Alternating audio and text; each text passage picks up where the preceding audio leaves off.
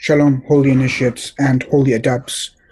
In this video, I will be speaking about the tarot. This video is not intended to be a full, comprehensive disquisition and revelation on the tarot, but more of a slight introduction and a very partial revelation of the tarot. Nevertheless, I begin by speaking on the much of the scholarship that has existed on the tarot for the past few centuries. Generally speaking, we have many uninitiated and partially uninitiated occultists who have linked the tarot to Egypt and or Israel. So there seems to be this very common understanding amongst many occultists, depending on their level of initiation, that the tarot is somehow linked to the ancient mystery schools. And this, of course, is true. This is clearly a fact. I think most occultists are wise enough and intelligent enough, just from looking at some of the pictures and the cards, to know and understand this to clearly be the truth. So it's just, in many regards, to men like us, it's really just common sense. And so any occultist that would disagree in any regard or way would just be demonstrating his ignorance. Now, one very notable individual that I think should be noted amongst the scholarship was lived in the 1770s, who was a French pastor who went by the name of Antoine Coeur de Qabbalah.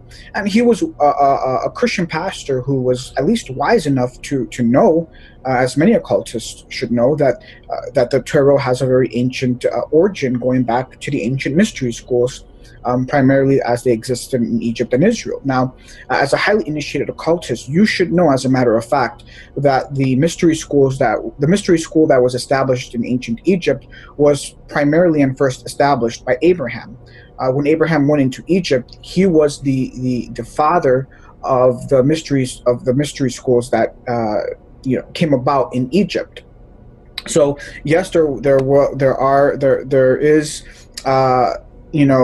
are more ancient biblical figures that did set up the mystery school, that did set up a mystery school in Egypt. But as far as we know for a fact that Abraham definitely was responsible for much of the large setup of the mystery schools in Egypt. And I think this point is lost, unfortunately, on many ancient historians, but most importantly, occultists. Now, the point here is that this French pastor, who was a Christian pastor, really, at least was advanced enough and smart enough to understand that the tarot has an ancient origin going back to the mystery schools. Now, there are many occultists that think that the material that he wrote on this was a little bit far-fetched, maybe made up. And that could be the case. I haven't really read much of his work. But the point is that he was at least a Christian, a Christian pastor that was at least advanced enough to understand this ancient, mysterious origin of the tarot. Now, we also have, unfortunately, also a French occultist around the same time who corrupted the sanctity of these images by employing and applying divination to these cards, which is really a satanic corruption and perversion of these holy images, which I will go on speaking about a little later in the video. Now, the next great scholar, I think this is probably the greatest scholar on the tarot, as far as I'm concerned, was a highly initiated. Well, I really shouldn't say highly initiated, but he was an initiated French occultist who went by the name of Papoose. His real name was Gerard Ancos. And I would say that he was one of the highest adepts from among the partially initiated. We have to understand that when we deal with the occult, there are two occults. There's what I call the holy occult, and then there's the impure, unholy occult. Unfortunately, much of what the world knows with respect to the occult is unfortunately the impure and the unholy occult. When you bring up the name occult from the perspective of the Goyim, names like Papoose, Eliphas Levi, Aleister Crowley come up. These are all impure and unholy occultists. Okay, they're not fully initiated into the holy mysteries. More often than not, they're initiating themselves into the Luciferian mysteries. Okay, now Papoose and Eliphas Levi are a bit more kosher occultists. They're not fully initiated, but they are partially initiated into the holy mysteries. That you have to understand that these occultists were not born Jews. They were not fluent in ancient Hebrew, and they most definitely did not master all of the ancient esoteric holy works. They only knew what they read from translations here and there, purporting to be these highly initiated magicians and occultists, but they really weren't all that highly initiated. At least not from the perspective of a fully initiated Grandmaster Kabbalist. Okay. And so we need to understand this, because I'm always very much annoyed, and I always hate having to refer, to these Gentile, impure, unholy occultists, like whether it's Papoose or Eliphas Levi, or even worse, Aleister Crowley, who was just a Luciferian of the highest and purest order. Okay, although I will say that Papoose and Eliphas Levi at least did have a Christian background, did believe in Yeshua, and were just seekers after the truth, but they were most definitely not fully initiated. Now, this adept, this magician Papoose, wrote an entire treatise on the Tarot, and he was wise enough and initiated enough to understand the ancient Hebrew Kabbalistic origin of the tarot cards, because indeed they go very far back to the they have very ancient origins in the very ancient Hebrew Qabbalah. There's no question about this. Okay, now. Unfortunately, because he was only partially initiated into the holy mysteries vis-a-vis the esoteric Qabbalah, there are many errors in his treatise on the Tarot. Now, he's the greatest scholar on the Tarot in the sense that he was intelligent enough, or had common sense enough, to be able to understand that, the 22 cards of the major arcana of the Tarot are linked to the Hebrew Aleph Bet. Okay, but everything after that is riddled with errors. I have actually read his treatise on the Tarot, and I would unfortunately say that much of what he writes is pseudo Qabbalah. A lot of the Qabbalah that he mentions and brings up in this treatise is erroneous Qabbalah. Some of it is pseudo Qabbalah, and as a Grandmaster Kabbalist reading the treatise, it's very evident that this magician or initiate was not fully initiated. Most definitely not fully initiated. Okay, so I guess the great point here is that his treatise on the Tarot is full of errors and pseudo Qabbalah, unfortunately. We must also remember that Papoose was also engaging in a lot of forbidden practices of magic. A lot of the magic that he taught and wrote about was in the domain of black magic, unfortunately. So we also have to take that into consideration. So the point is that I'm very annoyed, and I very much hate having to bring up and talk about so many of these impure occultists, because I find that over 95% of all occultists are usually impure and unholy occultists. They have no fluency in ancient Hebrew or Aramaic. They are not masters of the Torah. They are not masters of the ancient Hebrew scriptures. They have not mastered any of our ancient esoteric texts, and most of them are just very impure. We have a lot of witches, a lot of Luciferians, a lot of Satanists. We have these impure secret societies at the higher grades of Freemasonry, Skull and Bones, etc. I mean, there's just so many impure and unholy occultists that are more often than not penetrating the Luciferian mysteries rather than the holy mysteries. Not to mention the fact that if you look at their fruit, it's all rotten fruit. They're impure and they are unholy. And this is very, very sad. Moving on, the great point that I want to make here in saying all of this is the vast majority of occultists in the past 3 centuries have been mostly Goyim, not Jews. They're not fluent in ancient Hebrew, and they were never fully initiated into the holy mysteries. This is the great point.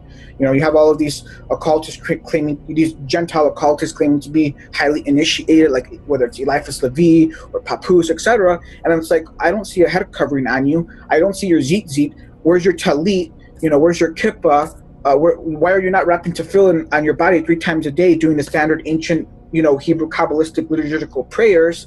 Why are you not keeping all of the commandments of the Torah? Why are you not preaching for everyone to keep the commandments of the Torah? Why are you not preaching holiness? And they get so caught up in trying to learn, the mysteries of the universe, and they lose sight on what really is important, which is holiness and servitude to the Most High. And so this is the most easiest proof that, they're just, that they're just, talking out of their butt, and that they're not who they claim to be, really. And more often than not, many of these occultists usually end up, many of these occult books written by impure and unholy occultists, more often than not, end up becoming gateways, to Luciferianism and Satanism and all of its forms, whether it's Wicca, becoming a wizard, a witch, etc. And it's really, really sad. It's really, really sad. And I have to say all of this because, unfortunately, more often than not, the tarot is linked with Satanism and Luciferianism, because we have to understand that Lucifer and Satan has corrupted so many holy artifacts throughout history, right? Many people think that the hexagram is in Luciferian domain. It's not. It's actually a holy seal that belongs to us holy saints. It's not Luciferian in any regard. Likewise, the tarot is a series of holy images that does not belong to Lucifer. Okay, so we have to understand, we always have to understand that Lucifer is always trying to take holy things and then corrupt and pervert them. This is his MO. This is his method of operation. So it's very, very important, to understand this. Now, we begin with the actual holy disquisition on the tarot. So some very basics on the tarot, right? We should know that there are two parts to it. There's what's the major arcana and the minor arcana. And the major arcana consists of 22 cards. Now, part of our holy disquisition here will focus on the major arcana. Now, arcana just means secrets. So again, this is telling us that these cards are encrypting and encoding holy mysteries. Okay. Now there seems to be many variations of the tarot in terms of the deck, and it seems that amongst most occultists, the Rider-Waite deck seems to be the most popular because, according to many, it's the most accurate and correct. We need to understand that Rider and Waite refers to two occultists who, especially Waite, who belonged to the Golden Dawn, secret society of the early 1900s. And you have to understand the secret society was full of occultists, many of whom were seekers of truth, and were trying to seek, were seeking after many of the mysteries of the universe, concealed mysteries of the universe. And they have, in many regards, you could say they had good intentions in this regard. And so this individual did a lot of very extensive academic research, on the tarot. And so he formed this new deck called the Rider, which is now known as the Rider-Waite deck, which is based on a lot of this very extensive academic research that was led and done by the Golden Dawn Secret Society. Now, I have looked and seen some of the variations of this deck. Now, to me, I agree with many of these impure and unholy occultists that I think the Rider-Waite deck is probably the most accurate deck. And in large part, the veracity of this deck is based and revolves around the first card, which is known as the Fool. If you look at other variations of the tarot, you will notice or see that the Fool is not the first card. Now, you have to be extraordinarily highly initiated into the holy mysteries to be able to understand and see and know why the Fool should be the first card in the deck, as I will prove here shortly. Now, we have to understand that the tarot is basically encrypting and encoding many layers of ancient Kabbalistic systems. Okay. First and foremost, the 22 cards of the major arcana refer to the 22 letters of the Hebrew alphabet. This is just rather common sense. I think this is rather basic to understand. These cards encode many of the major arcana or holy arcana on many levels. Okay? I'm sure there's this very ancient wise saying that I'm sure many of you know, is a picture is worth 1,000 words. Okay? A picture can encode and encrypt a lot of information. Unfortunately, I don't have the space and time to be able to reveal, all of this grand holy information that these tarot cards are encrypting and encoding. Now, there have been some good books written by some occultists attempting to explain these mysteries. They're never really satisfactory because these occultists who write these books are uninitiated, impure, and unholy. So how the hell are they going to know holy mysteries when they themselves are not holy and have not been fully initiated, especially not by Elohim? Okay, so the first critical point to understand is that yes, these tarot are encrypting and encoding holy arcana on many levels, quite actually. On the first main level, they're actually images of major divine archetypes. Then on the lower levels, they're encoding spiritual archetypal states of man, and the journeys or levels of the soul as it passes through these different spiritual states or levels of initiation. Okay? Now, this here is the first card, which is known as the Fool. Now, I'm going to begin a very brief holy disquisition and revelation on some of the arcana that's encrypted and encoded in this card, but by no means is this a full or comprehensive revelation, because a full comprehensive revelation would be just too large and take up too much space and time. Quite honestly, I'd have to write a whole book, and I'm not quite interested in doing that. But I'll give one example.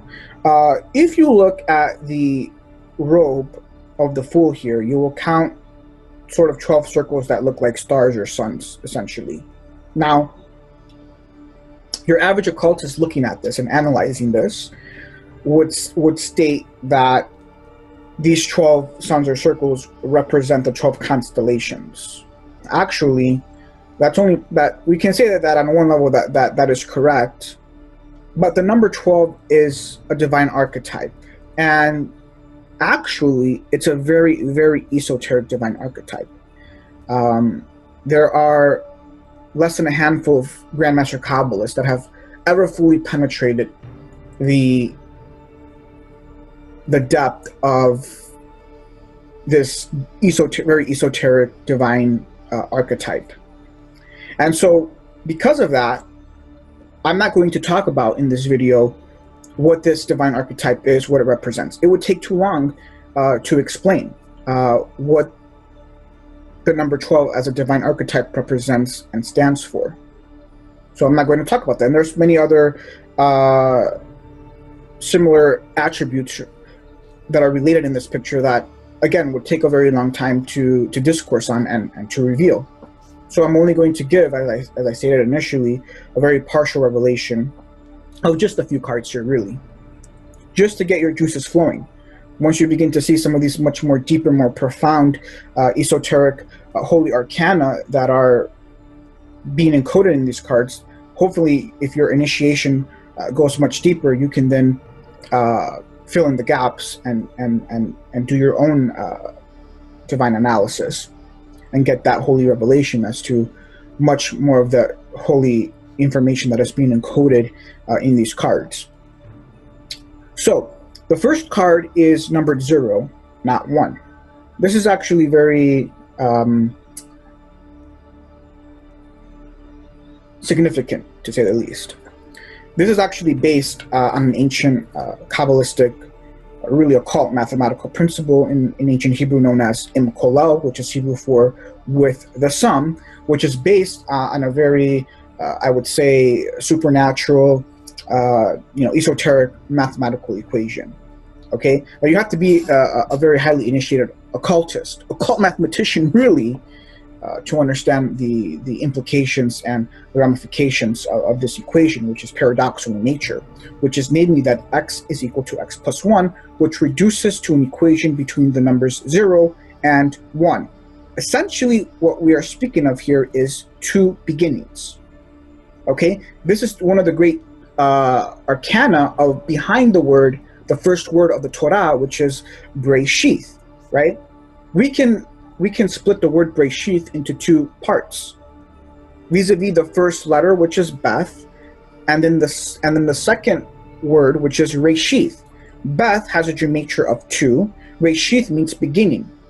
Esoterically, mystically, what the Torah is telling us here is that there are two beginnings, vis-a-vis a concealed beginning and a revealed beginning, which goes back to what I've said in previous videos, that 99%, if not more, of Christians and Jews are simply unqualified and disqualified from speaking on Ma'aseh Breshith, which is Hebrew for the account of creation.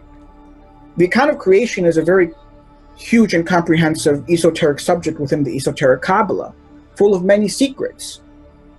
Okay? Most Christians and Jews just have a very literal, exoteric understanding of Ma'aseh Breshith. But there are much deeper, more esoteric levels to it. The first proof here being that the first word is already telling you that there is a concealed beginning. And the deeper layers of the first parasha of the Torah, if you are initiated, you'll be able to understand, read, and see all of these hidden mystical layers that deal with the information, the knowledge of this concealed beginning. 0 mathematically represents the concealed beginning. 1 represents the revealed beginning. This is very important to understand. So by the first card, which is the Fool, being numbered 0, it is telling us that this is the concealed beginning. It is an image encoding and encrypting knowledge and information regarding the concealed beginning. Now that we know that 0 mathematically, Kabbalistically represents the concealed beginning, when we then go and to learn more about this word, the Fool, and the significance behind it, we are led to an ancient divine oracle in Sefer Tehillim in chapter 14, verse 1, which states, "The fool says in his heart, there is no Elohim." So on the literal level, on the first interpretation of this verse, what it's really just saying is that the fool in his heart says that the gods don't exist. There are no gods. You have to be a fool to say that or to believe that. That's really what the oracle is saying. But again, as you know, as an initiate, as an adept, there are at least 7 layers to this verse. Now, one of the more recondite, more mystical levels of this verse is extracted when we hyperliterally read this verse. We Kabbalists will hyperliterally read this verse as, "The fool says in his heart, Ein is Elohim." Now, Ein in Hebrew also means nothingness. Ein, if you are initiated, you should know it is a code word. This code word is an occult reference to the first emanation of the Sephiroth, which is Kether. He is what we would call our heavenly or divine great grandfather. It's very, very far removed from us. Too far removed from us for us to even have a conception or true understanding of his quintessence and his essence. So what is really being said here then is that the fool says that Ein, nothingness, the first emanation of the Sephiroth, is Elohim. Now, why is the fool saying this? Well, this is an expression. This is expressionistic language. The verse signifies fool in the sense from third-party perspective. That is, to everyone else, we Kabbalists, we holy initiates, and we holy adepts are seen as fools for believing this. If I go to the vulgar, if I go to the laity, to your average Christian, to your average Jew, and I tell them that Ein is Elohim, I'm speaking in encoded language. I'm speaking in code. It's going to go over their head. They're going to think I'm a fool. I'm a heretic. What do you mean Ein is Elohim? We holy initiates and we holy adepts are sometimes seen as fools by the vulgar and the laity on account of how advanced and how highly initiated into the holy mysteries we are. This is why we read regarding Mashiach ben Yosef or Yeshua bar Yosef, right? It says in the ancient oracles that he would be looked upon as despised by many people. He was rejected, right? Many of the Jews, of the religious Jews of his day that rejected him, were what we would call the common Rabbanim. And even now in this generation, I would say over 90% of the Rabbanim are what I would call the common Rabbanim. There are 2 levels to ancient Judaism. There's the common level, which takes about 90% of the people.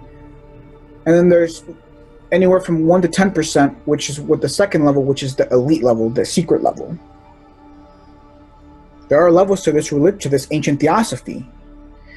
And we understand that it wasn't all the Jews that rejected Yeshua. Many of the profane were able to accept him, and the elite, the Grandmaster Kabbalists, accepted him, but it was those in the middle, the religious individuals who were part of the common religious order that couldn't see who he was. To them, he was a fool.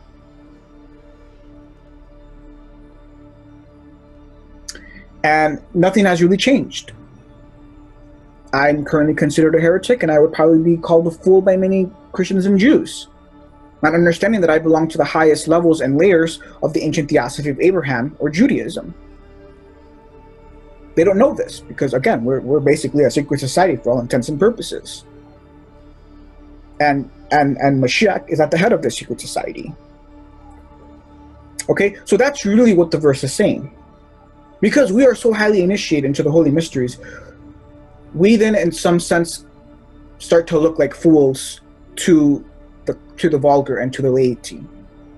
Now, regarding the rose in the fool's hand, I will just conclude by stating, go and read Sefer HaZohar and everything it has to say on the rose.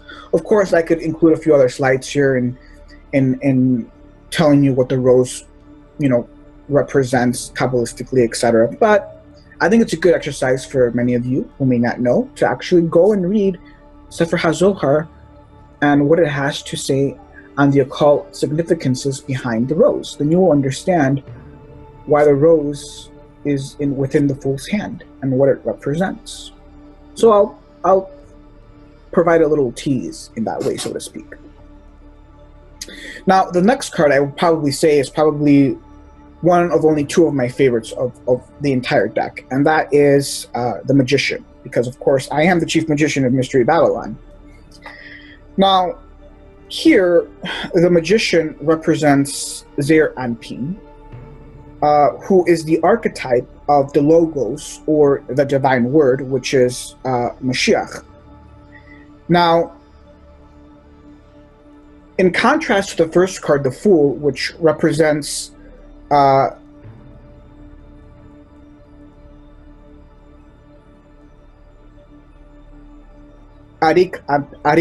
Anpin, who is the father within the Godhead, here the Magician represents Zeir Anpin, who represents the son within the Godhead, who is the father of Mashiach. And he is the archetype of the Logos, or the divine word. Okay? So we have to think of him as some sort of divine archetype to actual speech, or to the word. Now, the Magician is what would also be known in ancient Hebrew as Baal HaDibar, or master of the word, creating through speech. Right? This goes back to a very ancient Kabbalistic magical phrase known as abracadabra, which is Aramaic, ancient Aramaic for I create as I speak. Going back to Ha-Elohim in Ma'aseh Breshith. Elohim, okay, who essentially we can think of as the divine archetypal magician, spoke the universe into creation. Speech, text, words were the medium of Ha-Elohim in creating the universe. Likewise, speech is the medium of the master magician, creating as he speaks. Right? This goes back to Rabbi, my Lord, my master, who is Mashiach ben Yosef, or Yeshua bar Yosef, when he was here on earth in one of many of incarnations, in one of many of his incarnations, really.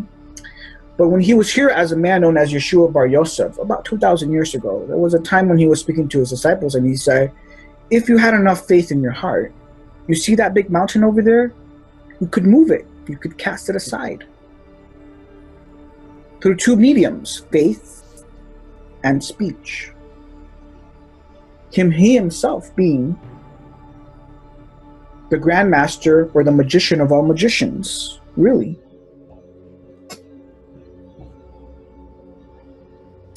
And so again, speech is really the prime medium of the magician, who essentially attempts, a true holy magician like Moshe is really attempting to be in the image, in the holy image of his creator, of his father, the archetypal divine magician, who is Mashiach, and going one level above,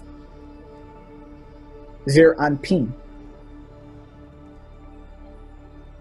Now, what I'm going to read to you Very, very esoteric passage from one of our most ancient esoteric texts. One of my favorites, if not my most favorite, which is Sefer Tikkun HaZohar in Tikkun 60 in folio 93b, and this is my translation of the underlying Aramaic.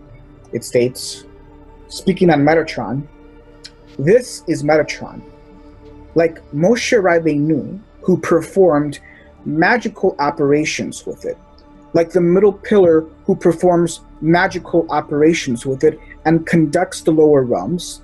Likewise, Moshe, which is like him, performing magical operations through the staff.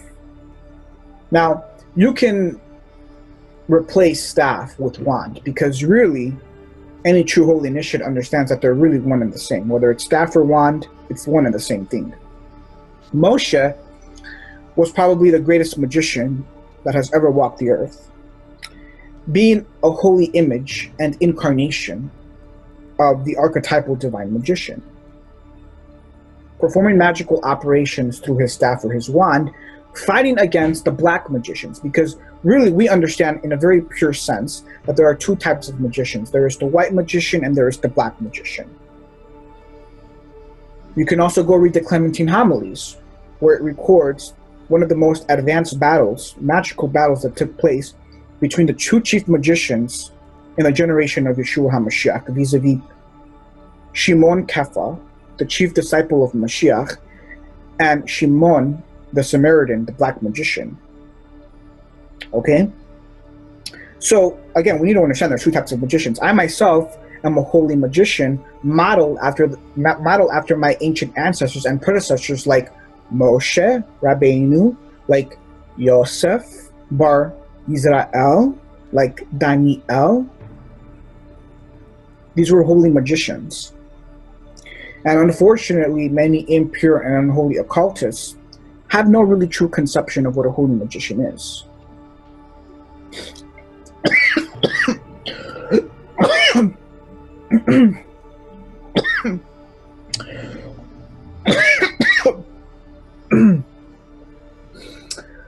Excuse me. Which is really sad. So, excuse me for that.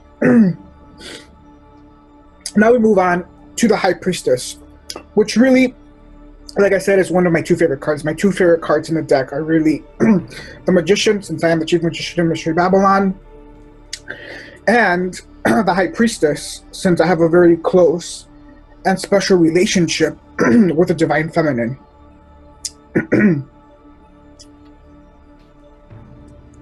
Now, the High Priestess card represents Shekhinah. And if you have studied the Qabbalah and you have been deeply initiated or initiated enough, you will understand that the color blue is the color of Shekhinah. This is why there is a blue thread upon our tzitzit that we wear. The blue thread on our tzitzit represents Shekhinah. And there are many mystical, disquisitions on this color found in our ancient esoteric text. Principally, this color is the color of Shekhinah, of the Divine Feminine, of our Heavenly Mother.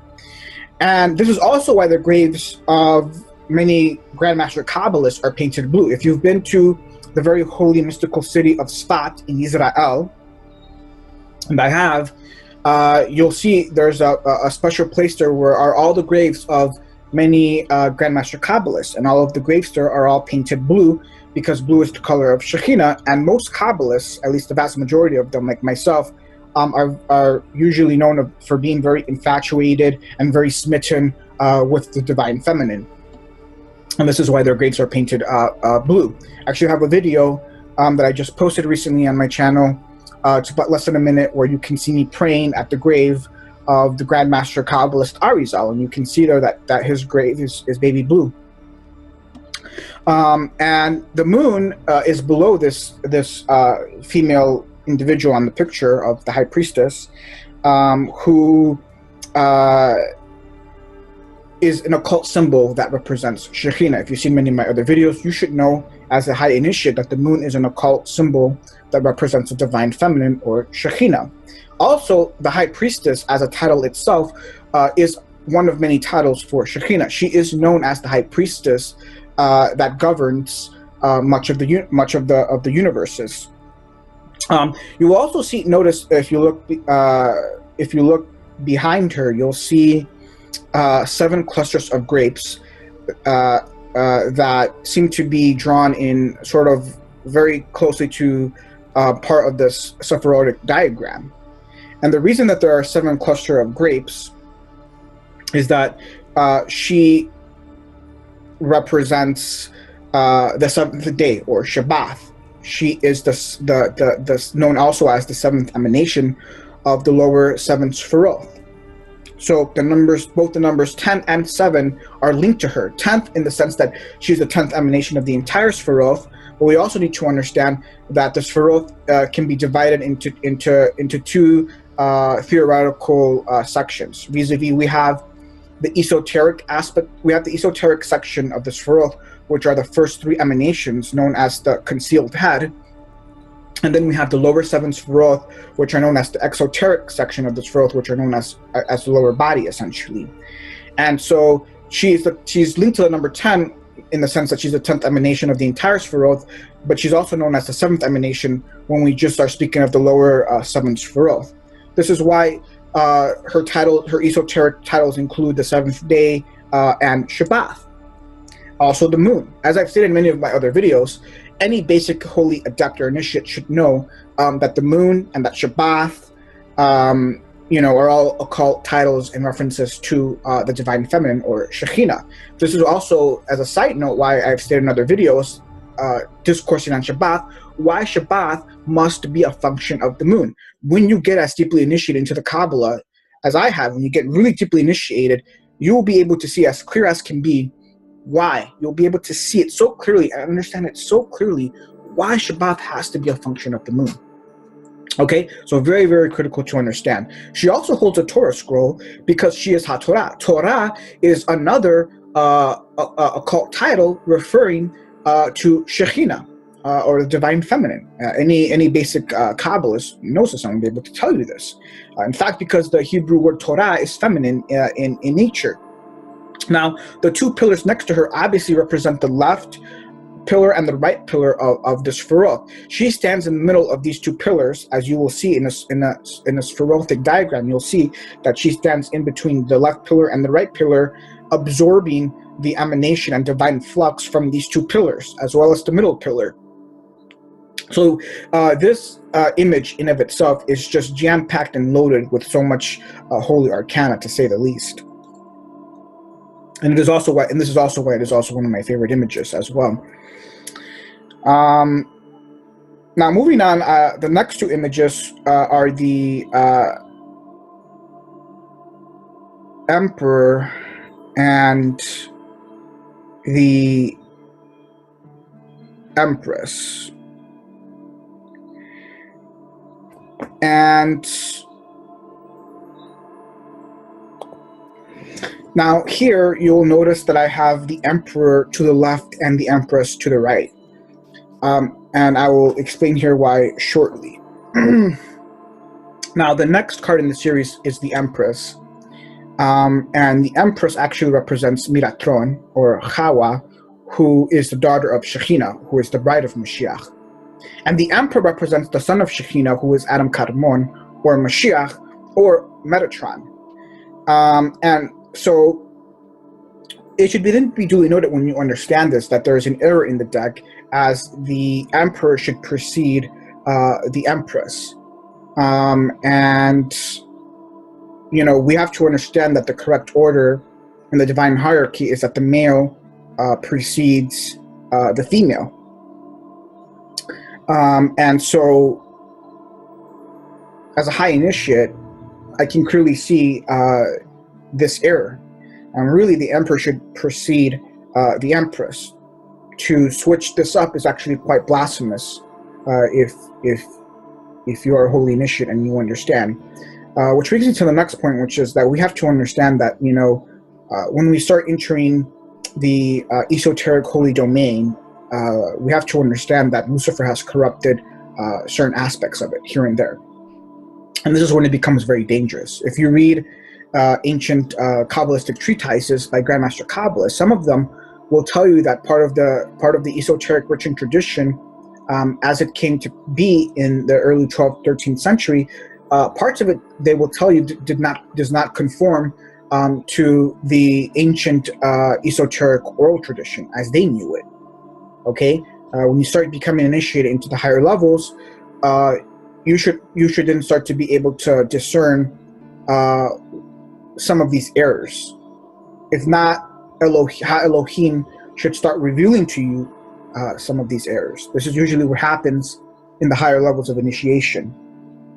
And so here, as a high initiate, I can tell you that it's not proper for the empress to precede the emperor, especially when you understand what these divine archetypes represent. The second point is that Metatron is totally separate and different than Metatron. Metatron is the title for the daughter of Shekhinah, who is Hawa, and Metatron is the title for Adam Kadmon, her husband, essentially. And so we have to understand that these are two separate titles, and they must not be confused, because many exoteric Kabbalists have confused these two titles. Sometimes they get conflated or mixed up. But in high initiation, you should easily be able to understand that they are separate titles, and that Metatron refers to the divine feminine, and Metatron to the divine masculine.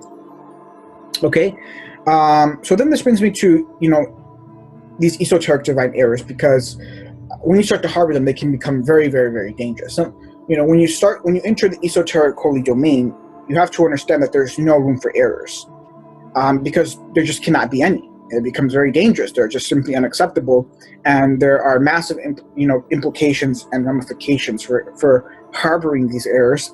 And these ramifications can then start to include death and plague. And this is why I believe that many highly initiated Kabbalists of the past, of course I'm speaking of Jews here, because the most highly initiated Kabbalists have always been Jews. It's always been that way, and will always be that way. They died early was because they harbored errors within the esoteric holy domain. And you just simply can't, as a holy saint, you cannot do that. Even if it's in ignorance, you cannot do that. This is what makes holy initiation so dangerous. And this is why some of them end up dying early. And then usually they end up dying through some sort of plague. This is how dangerous, initiation into the holy mysteries at the higher levels really is. This is why so much praying and fasting must be done, and meditation must be done to receive divine revelation from Ha Elohim, so that you do not harbor any errors within the esoteric holy domain. And to add to a side note as well, I also have to add that using these tarot cards for divination is completely forbidden by the Torah. And when you do this, what you essentially are doing is you are converting these holy cards into what we ancient Hebrew Kabbalists would call the teraphim, which in Hebrew means translates that into divine or oracular devices or images. Many times this word in the ancient Hebrew scriptures is translated as images, because it was well known in ancient times many impure and unholy individuals employed divination through cartomancy, and so to convert these holy images into teraphim is very, very forbidden by the Torah. And that's when you begin to open up gateways into the demonic realm, especially when you are arranging these cards, or have them arranged pictorially incorrectly or enumerated incorrectly, as I have already proven in the case of the Empress and the Emperor. Moreover, divination in the purest form, at least as it's used in cartomancy, really divination in its purest form is done through spiritual contact. So it makes no sense to use these cards for divination without the spirits. Usually these images are acting as mandalas for demonic spirits in a sense. And in the highest levels and forms of divination, there would be no need for these cards. Really, when you are seeing so many of these impure and unholy witches, Satanists, and just impure and unholy individuals using these cards for divination, it's really, these cards are usually just there for theater or for prestidigitation, because really at the purest and highest levels of divination, it's really being done through spirits. It is the spirits that are relaying to you, the divination at hand, and it is not really being done through the cards.